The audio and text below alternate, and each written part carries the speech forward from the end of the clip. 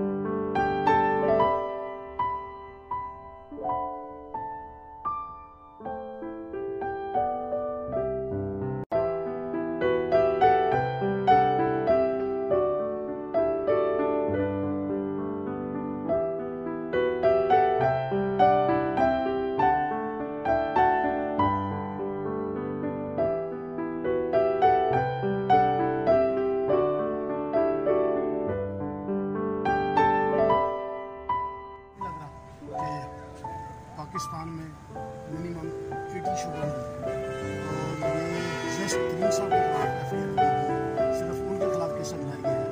क्या बाकी लोगों के खिलाफ नहीं बनाए जाने चाहिए थे? सबके खिलाफ इक्वल कार्रवाई नहीं होनी चाहिए। हमारा ये मुताबिक है सबके खिलाफ इक्वल कार्रवाई होनी चाहिए। अच्छा, अगर मुतालबा नहीं माना जाता तो कोई हिकमत नहीं? अगर की बात अगर के टाइम करेंगे, क्या कहेंगे? आप मुलाकात करने के आप फैसला किएगा?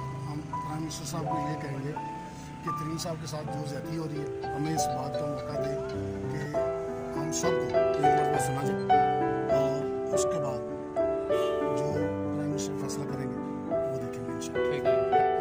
सबसे बात हुई है कि जहांगीर खान तरीन हमारे PTI के असासा हैं और हमारी स्ट्रेंथ हैं और उनके लिए इज़हार यकजहती के लिए हम यहाँ इकट्ठे हुए हैं और उम्मीद करते हैं कि इंशाअल्लाह ताला जिस तरह हम सारे इनका साथ दे रहे हैं, आगे कोर्ट के जो फैसले हैं उसमें भी इंशाल्लाह इनसे इंसाफ हो।